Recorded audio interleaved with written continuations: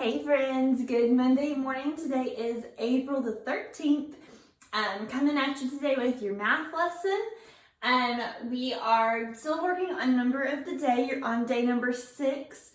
Your number of the day today is 11. I'm going to use the number 13. It might be a little bit hard to see. Let me scoot up the camera just a little bit. All right, I'm doing the number 13. You're doing the number 11. So we're going to go ahead and get started. You guys have done this for a week now. You kind of know what to be expected of to do with these numbers. So the first thing that we're going to do is talk about how to make the number big. All right, that's when we're going to find a number that is less than our number of the day to use with our greater than, less than, or equal to sign. But we're not going to use the equal to sign because we are not looking for the same as, we're looking for a larger number. So I'm going to put the 13. I'm going to use the greater than symbol today. And now I need to find a number that is less than 13.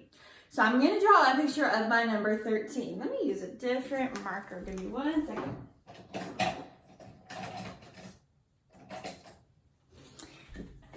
Okay, so if I look at the number 13, all right, remember this is our ones place and this is our tens place.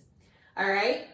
The number 3 is in the ones place. The number 1 is in the tens place. So that means we have 1 10 and we have 3 ones. All right, so I'm going to draw a picture of my number 13. I'm going to do my 1 10 and 3 ones. 1, 2, 3. So I have 10, 11, 12, 13. All right, now I need to figure out a number that is less than 13. So I'm going to take some away from my number 13. All right, so I'm going to take away my 3 ones. That leaves me with 1 10 left. All right, so I know that 10 is less than 13. So the way that this reads is 13 is greater than 10. All right, we're going to move on. The next part, it says it wants you to use 2 addends to make our number of the day. So remember, this means I'm going to take 2 numbers and I'm going to add them together to get our number of the day. Mine 13, yours 11. All right, so something plus something equals 13. All right, now remember, Miss Sugar likes to go with tens and ones. All right, that makes it really easy. How many tens do I have? I have 1. What does that 1 10 equal? It equals 10. So I'm going to put 10 right here. All right, how many ones do I have? I have 3 ones. All right, so that equals the number 3. So I'm going to put 3 right here. That's 10 plus 3 equals 13. All right, now remember, addends are the numbers that you add together to get your total. So add in 10 plus add in 3 equals total 13. All right. Okay, last thing that we're going to do for math today is our doubling. So I'm going to erase all of this so we can work on using those tens and ones pictures like we have been doing.